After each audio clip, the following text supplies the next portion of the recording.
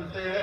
अगर भारत के मंदिरों में ताकत होती तो मोहम्मद बिन कासिम आया होता, भारत के मंदिरों में ताकत होती तो महमूद गजनवी आया होता, भारत के मंदिरों में ताकत होती तो मोहम्मद गोरी आया होता और इस दुर्ग को लूटने का काम न किया होता। इसका मतलब मंदिरों में ताकत नहीं थी। अगर ताकत है तो सत्ता के मंदिर में ताकत है कि बाबा अपना मंदिर छोड़ करके आज सत्ता के मंदिर पर विराजमान है, हेलीकॉप्टर पर चलने का काम करते हैं।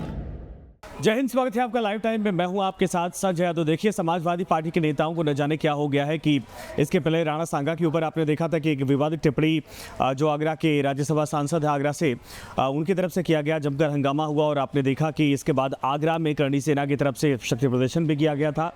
लेकिन अब एक और समाजवादी पार्टी के नेता ने दरअसल इस बार किसी महापुरुष नहीं बल्कि मंदिरों और भगवान को लेकर सवाल खड़े किए। मौका था अम्बेडकर जयंती का, लेकिन उसी दौरान इंद्रजीत सरोज जो कि समाजवादी पार्टी के राष्ट्रीय महासचिव भी हैं, कद्दावर नेता है, बड़े नेता है, उन्होंने बड़ा गंभीर सवाल खड़ा किया। उन्होंने कहा कि मंदिरों की ताकत अगर होती, देखिए पहला तो सवाल ये है कि मंदिरों की ताकत को लेकर जो सवाल खड़े किए गए ये साफ तौर पर सीधे भगवान से कनेक्टेड है।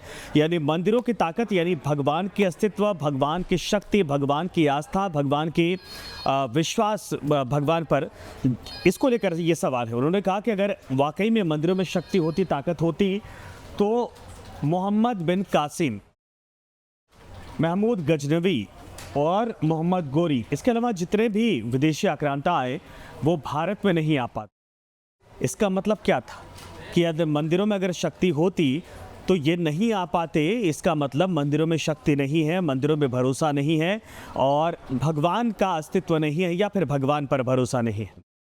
ये समाजवादी पार्टी के कद्दावर नेता, राष्ट्रीय महासचिव पद पर बैठे इंद्रजीत सरोज का बयान है। उन्होंने कहा कि इसका मतलब है कि मंदिरों में ताकत नहीं थी। उन्होंने कहा कि ताकत तो सत्ता के मंदिर में है और तभी तो बाबा आज अपना मंदिर छोड़कर सत्ता के मंदिर में विराजमान है। सीधे सीधे मुख्यमंत्री योगी आदित्यनाथ का नाम नहीं लिए बगैर बाबा कह संबोधित किया। उन्होंने कहा कि मंदिरों में अगर शक्ति होती तो गोरखपुर वाले मठ में बैठने के बजाय मुख्यमंत्री योगी आदित्यनाथ मुख्यमंत्री की कुर्सी पर बैठकर, यानी जो सत्ता का मंदिर है, वहां बैठकर प्रदेश की राजनीति नहीं करते और प्रदेश को नहीं चलाते। ये एक तरह से बहुत बड़ा हमला मुख्यमंत्री पर भी था। उन्होंने कहा जो आज हमें नकली हिंदू बनाकर हमारे वोट का सौदा करते हैं और राजपाट लेकर हेलीकॉप्टर से चलते हैं। अब ये भी सवाल वही था, हिंदुओं को लेकर या फिर हेलीकॉप्टर से चलना, या फिर कहा जाए कि नकली हिंदू का मतलब क्या बनता है। इसके बाद एक और मामला सामने आया था। उन्होंने ये कहा कि तुलसीदास को लेकर भी उन्होंने कहा कि भाई बाबर के वक्त में तुलसीदास का वो दौर था। इंद्रजीत सरोज यही नहीं रुके, उन्होंने कहा तुलसीदास के लेखों पर सवाल उठाते हुए कहा कि वो दलित शिक्षा के विरोधी थे।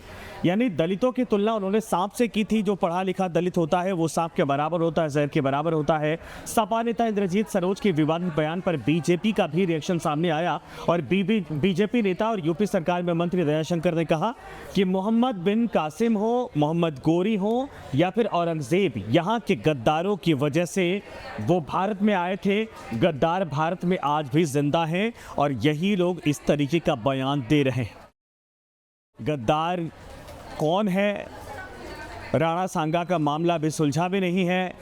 देवी देवताओं पर सवाल, मंदिरों की शक्ति पर सवाल, आस्था पर सवाल, इन सब के अलावा इनडायरेक्ट वे में मुख्यमंत्री योगी आदित्यनाथ पर भी समाजवादी पार्टी का ये सवाल है। हालांकि उन्होंने एक बात कही कि देखिए अंबेडकर को लेकर जिक्र हो रहा था और अंबेडकर के विचारों पर चलने की बात कही थी, लेकिन उस दौरान जिस तरीके से मंदिरों को लेकर उन्होंने, अब सवाल बीजेपी बार बार ये पूछ रही कि भाई आप हिंदू मंदिरों को टारगेट करते हैं, दूसरे धर्मों को लेकर आप बोलने से हिचकते हैं, क्यों नहीं बोल पाते? दूसरे धर्मों के जितने भी पूजा या प्रार्थना स्थल हैं या फिर कहा जाए मस्जिद हैं, चर्च हैं, दूसरे जो धार्मिक स्थल हैं, उनको लेकर बोलने में आपकी सारी हालत ख़राब हो जाती है। ऐसा क्यों होता है? लेकिन सवाल यही है कि जब समाजवादी पार्टी के नेता एक एक करके ऐसे बयान देते जा रहे तो बीजेपी के पास एक बड़ा मौका आ चुका है सपा के नेताओं को घेरने का। और ये बयान अभी तो शुरुआत हुई है, अभी दयाशंकर का बयान है, कुछ और नेताओं का बयान रिएक्शन आया है, लेकिन ये बहुत बड़ा इन्होंने बयान दिया है। आप सोचिए कि आने वाले वक्त में बिहार में इलेक्शन है और जो कहा जा रहा है कि मंदिरों को लेकर, भगवान को लेकर, या मंदिरों में शक्ति नहीं होती है, सत्ता की शक्ति होती है, सत्ता के मंदिर में जाना चाहिए, इसीलिए बाबा जो है कि मठ छोड़कर, गोरखपुर छोड़कर लखनऊ बैठे हुए हैं, सत्ता की कुर्सी पर बैठे हुए, सत्ता के मंदिर में बैठे हुए। इन बयानों का सीधे तौर पर मतलब यही निकाला जाएगा कि आप मंदिरों की आस्था पर और इन सब के अलावा भगवान के अस्तित्व पर सवाल खड़े करते। हालांकि अब दूसरा जो पहलू है, आपने देखा कि आगरा वाले जो समाजवादी पार्टी के सांसद हैं वो माफ़ी मांगने के बजाय उन्होंने साफ कहा कि मैं चैलेंज स्वीकार करता हूं, और उन्होंने ये कहा कि अगर मुसलमान के अंदर बाबर का खून दौड़ रहा है तो जो लोग मेरा विरोध कर रहे हैं उनके अंदर किसका खून दौड़ रहा है। यानी मामला अभी शांत होने वाला नहीं है। 2027 को लेकर पहले से ही करणी सेना और तमाम जो और संगठन है उनकी तरफ से कहा गया कि इस बार सपा को साफ कर दिया जाएगा, लेकिन इस बयान के बाद न सिर्फ करणी सेना बल्कि पूरा हिंदू समाज अब सवाल पूछ रहा कि मंदिरों को लेकर और भगवान को लेकर जो लोगों की आस्था है उससे खिलवाड़ करने का क्या समाजवादी पार्टी ने ठेका ले रखा है। आप मंदिरों पर सवाल खड़े कर रहे, भगवान की आस्था पर सवाल खड़े कर रहे, शक्तियों पर सवाल खड़े कर रहे।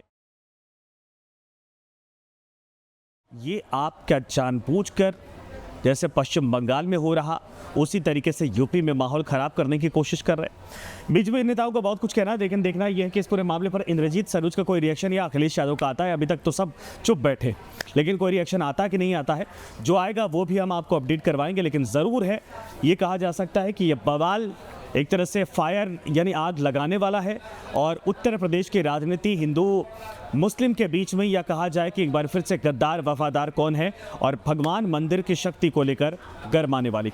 आप सभी का धन्यवाद हमारे साथ जुड़ने के लिए। खबरों को सिलसिला आगे भी लगातार जारी रहेगा। आप बने रहिए लाइफ टाइम के साथ।